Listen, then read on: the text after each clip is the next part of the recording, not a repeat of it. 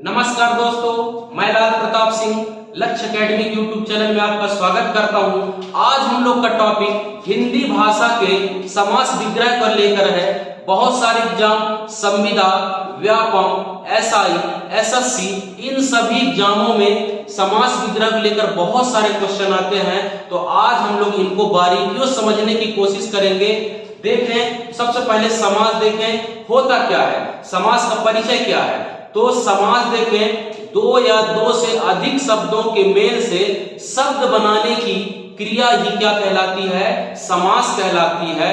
और इन क्रिया से बने समस्त पदों को, शब्दों को समस्त पद कहते हैं। और इन समस्त पदों को विभक्त करने की क्रिया ही क्या कहलाती है, समास विग्रह कहलाती है। कई सारे एग्जाम में क्वेश्चन समासों से लेकर आते हैं। समास और संधि में बस दो ही डिफरेंस है, उसमें दो या दो से अधिक वर्णों के मेल से, और समास में देखें दो या दो से अधिक शब्दों के मेल से जो शब्द बनता है उसको समास कहते हैं। तो समास का परिचय हो गया। समास देखें तो कितने प्रकार के होते हैं, समास मुख्यतः 6 प्रकार के होते हैं। सबसे पहले देखें तत्पुरुष समास, दूसरा कर्मधारय समास, तीसरा द्विगु समास, चौथा देखें तो द्वंद्व समास, पांचवा बहुब्रीहि समास और छठवां जो है अव्ययी भाव समास होते हैं। अब चलते हैं, सबसे पहले तत्पुरुष समास, इनको डिटेल समझने की कोशिश करते हैं। आप चाहें तो नोट्स का बना सकते हैं। तो सबसे पहले आते हैं तत्पुरुष समास।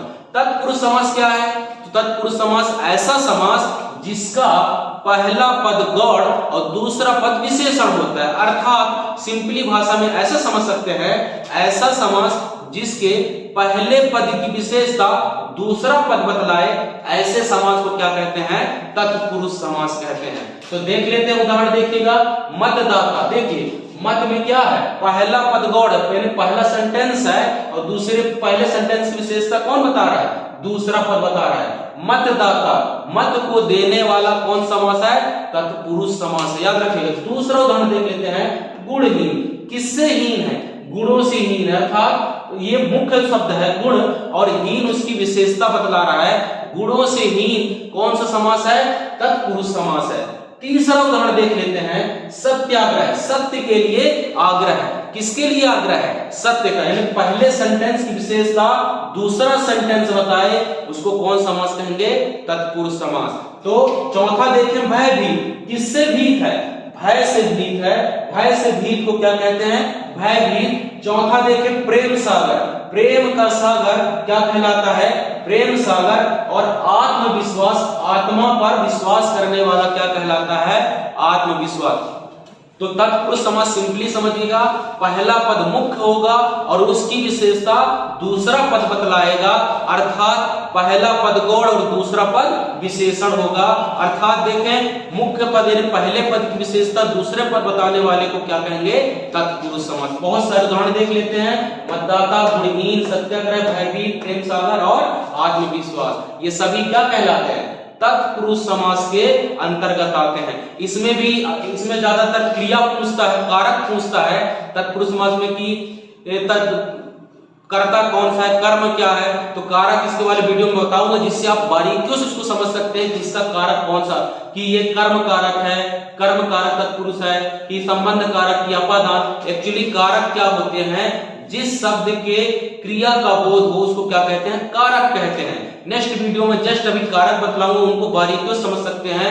कारक देखें तो 8 प्रकार के होते हैं। कौन कौन सा, कर्ता, कर्म, करण, संप्रदान, अपादान, संबंध, अधिकरण और संबोधन, ये 8 कारक होते हैं। इनका चिन्ह होता है, चिन्हों के माध्यम से इनको पहचानने की विधियां होती हैं। कौन कौन सा, प्रथमा ने द्वितीया को तृतीया से चतुर्थी के लिए, पंचमी से अलग होना, षष्ठी काकी के सप्तमी में पर संबोधन ए अरे, ये सब क्या कहलाते हैं, कारक। नेक्स्ट वीडियो में कारक बताऊंगा, उनको आप बारीकियों समझ सकते हैं कि इसमें तत्पुरुष में कौन सा कारक होगा। तो सिंपली अभी तत्पुरुष समझिएगा, ऐसा समास जिसका पहले पद की विशेषता दूसरा पद बतलाए, उसे ही कौन सा समास कहेंगे, तत्पुरुष समास कहेंगे।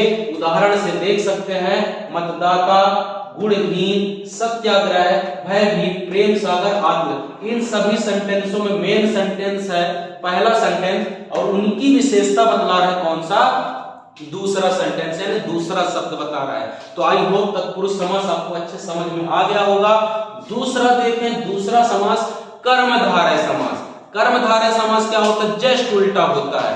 इसमें पहला पद विशेषण और दूसरा पद विशेष होता है, अर्थात सिंपली भाषा में ऐसा समझ सकते हैं, जो दूसरे पद की विशेषता पहला पद बताए। तत्पुरुष समास का जस्ट उल्टा, जो दूसरे पद की विशेषता पहला पद बतलाए उसे कौन सा समास कहेंगे? कर्मधारय समास कहेंगे। उदाहरण देख लेते हैं, जैसे काली मिर्च। मिर्च है कैसी? काली। मिर्च काली है जो मिर्च। जैसे देखिए इसमें मेन सेंटेंस कौन सा है? मिर्च, और वो कैसी है? काली। तो दूसरे पद की अगर विशेषता पहली पद बताए वो कौन समास होगा? कर्मधारय। गौर सुनिएगा, जो दूसरे पद की विशेषता पहली पद बताए उसको कौन सा समास कहते हैं? कर्मधारय समास कहते हैं। अर्थात पहला पद विशेषण और दूसरा पद विशेष होता है। दूसरा उदाहरण देख लेते हैं, नीलकमल। कमल कैसा है? नीला है। नीला है जो कमल, नीलकमल। सद्गुण, सद से जो गुण है। इसके अलावा चंद्रमुखी, मुख कैसा है? चंद्रमा के समान। इसके अलावा देखिए मृगनयन, नयन कैसा है? मृग की तरह। तो इन सभी उदाहरणों में देखते हैं तो अंतिम पद जो है उनकी विशेषता पहला पद बता रहा है। ऐसे समास को क्या कहेंगे? कर्मधारय समास। तो दोनों समझ में आ गया होगा। तत्पुरुष समास में पहला पद गौण, दूसरा पद विशेषण, अर्थात पहले पद की विशेषता दूसरा पद बतलाएगा।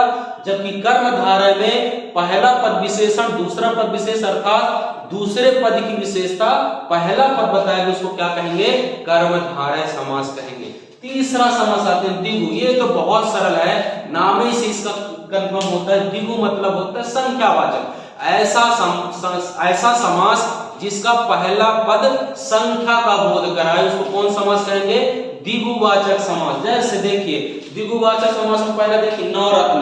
कितने रत्नों से हैं? 9 रत्न से हैं। पहला शब्द संख्या का बोध करा रहा है ना, 9 रत्न। त्रिभुवन, त्रिफला, चौराहा, सप्ताह, सप्ताह, ये सब क्या कहलाते हैं? द्विगु समास कहलाते हैं। इनको तो पहचानना सबसे सरल है। द्विगु समास में क्या बोलता है? जो पहला पद संख्यावाचक हो उनको द्विगु समास कहते हैं। तो आई होप तत्पुरुष समास, कर्मधारय और द्विगु समास आपको समझ में आ गया होगा। तीसरा समास देखिए द्वंद्व समास। द्वंद्व समास मतलब द्वंद्व होता है विपरीत, एक दूसरे के बीच में वियोजक चिन्ह होता है। ऐसा समास जो एक दूसरे के समान या विपरीत हो और उनके बीच में क्या योजक चिन्ह लगा हो, ऐसे समास क्या कहते हैं? द्वंद्व समास कहते हैं। जैसे माता पिता। माता पिता में कौन सा चिन्ह लगा है? योजक चिन्ह लगा है। एक दूसरे के विपरीत या समानार्थी शब्दार्थ होते हैं, उनको द्वंद्व समास के नाम से जाना जाता है। तो माता पिता, देश विदेश, देवासुर, देव और असुर, देखिए दोनों सब विपरीत शब्द है। माता पिता, माता और पिता, देश विदेश, देश और विदेश, देवासुर, देव और असुर, सुख दुख और राम कृष्ण। ऐसे शब्द जो समानार्थ हो या एक दूसरे विपरीत हो और बीच में कौन सा चिन्ह, ये जो बीच में ऐसे चिन्ह हो तो कौन सा चिन्ह कहलाता है? योजक चिन्ह। उसको कौन समास कहते हैं? द्वंद्व समास कहते हैं। चौथा देखें बहुब्रीहि समास। बहुब्रीहि समास मतलब जिसका जिसकी पहला पद और दूसरा पद मिलके तीसरे पद की ओर इंडिकेट करते हैं, थर्ड पर्सन को इंडिकेट करते हैं। ऐसे समास को क्या कहते हैं? बहुब्रीहि समास के नाम से जाना जाता है। अर्थात कि पहला पद और दूसरा पद मिलके कहीं और इंडिकेट करें। जैसे नीलकंठ, नीला है कंठ जिसका। ऐसे शब्द जिसमें जिसका जिसकी आए, आंख मूंद कर क्या लगाना है? बहुब्रीहि समास होता है। जैसे नीलकंठ, नीला है कंठ जिसका, जैसे शंकर भगवान। लंबोदर, लंबा है उदर जिसका, गणेश भगवान। गिरिधर, गिरि को धारण करने वाला, क्या?